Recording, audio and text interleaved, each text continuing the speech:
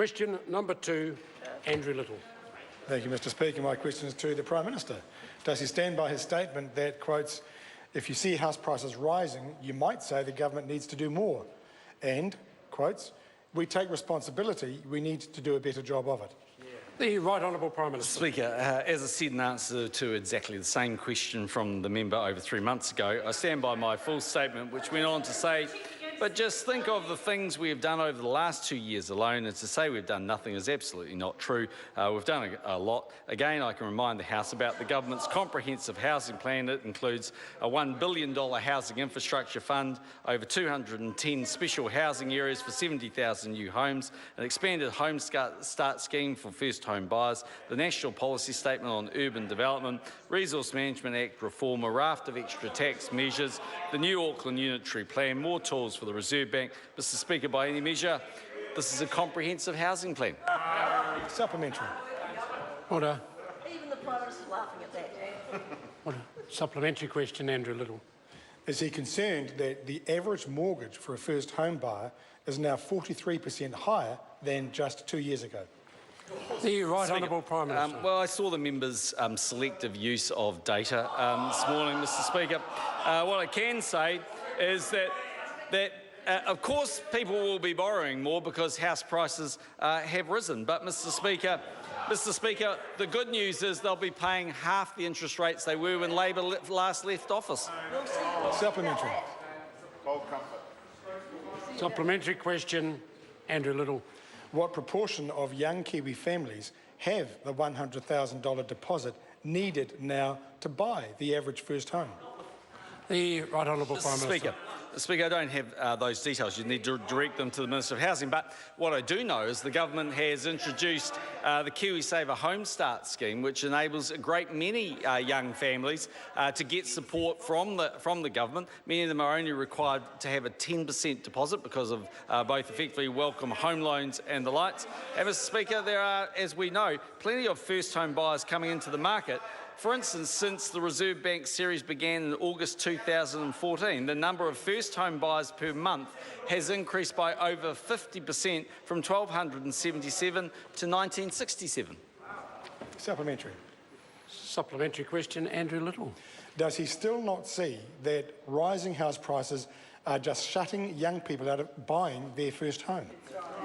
The Right Honourable Prime Minister. Mr Speaker, I think when the member sees the most recent data that will be released, the member will actually see that a raft of changes that have been made by both the Reserve Bank and the government are seeing more first home buyers actually coming in the market. Supplementary. How many? Order. Oh, wait. Order. Okay, I'll wait. Supplementary question, Andrew Little. Does he agree with his Finance Minister that interest rates are likely to rise next year? And if so, what impact will this have on young families with large mortgages? The Speaker, Right Honourable Prime Minister. Well, I'm glad the member has raised interest rates because they were a disgrace under the previous Labor government. And the good news is under the careful economic management of the Finance Minister, interest rates have halved. Yes, Mr Speaker, they may go up a tiny amount on the basis that interest rates are so low that deposit rates are lower at the moment, and therefore banks have to borrow a little bit more from offshore. And actually, the offshore market is subject to all sorts of things beyond New Zealand's control, including a more stimulatory policy from the United States President-elect. Supplementary. Order. Supplementary question, Andrew Little. Given that answer, can he confirm the gap between New Zealand and US interest rates was 2.8% across his time in office and 2.8% across Labor's last term of government? And if so, why is he trying to claim responsibility for global interest rates? The Right Honourable Prime Minister. No, I can't confirm that gap, but I can confirm the gap between Labor and Nationals, 22% in the last poll. Oh! Supplementary. Can't answer the real Order. questions, though, can you? Answer a Supplementary question, Andrew Little. Why doesn't he just adopt Labor's Kiwi Build program, build some affordable homes and give young people a fair shot at the Kiwi dream instead of crippling them with dangerously large mortgages on overpriced houses? The Right Honourable Prime Because Minister. the voters know that it's a load of rubbish, and that's why the Labor Party's polling 28%. Question. Supplementary question, Marama Davidson. Thank you. Given that under this government, too many people are unable to afford a home and the planned offload of hundreds of state homes in Invercargill and Horowhenua has failed, why is he now planning to try and transfer thousands of state homes in Christchurch? The Right Honourable Prime Minister. Sorry, Mr Speaker. Could the member please repeat the question? Apologies. Order. I invite the member to repeat. Marama Davison to repeat the question.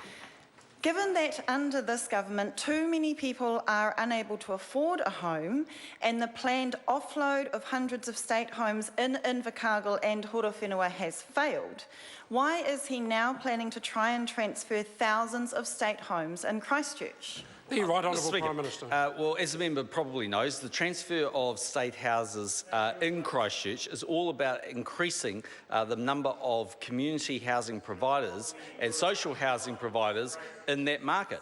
So the advantage of that, of course, is it allows the government to use that capital to build even more state houses in better configurations in places that they are required. That's also why the government changed the previous policy that locked out social housing providers from getting access to income-related rent. As a result of this policy, which has widely been endorsed right across New Zealand, is we're now going to see more community houses, state houses and social houses provided to families in need.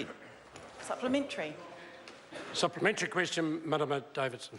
Will he insist on pushing through this failing policy of shrinking the Housing New Zealand stock in the face of opposition like the press editorial, which said yesterday, quote, "It is hard not to feel dismayed by the dreary lack of ambition and to wonder whether the government is simply washing its hands of one of its most important and central roles." The Right Honourable Prime Mr. Minister. Speaker, what that shows you is that that editorial writer doesn't understand what's happening, and that is because what is happening here is the number of social houses in New Zealand is dramatically increasing. These are not being sold to a private developer. They are increasing because there are now more social housing providers. And Mr. Speaker, that money will be used to build new houses in locations where they are required, like Auckland. Question number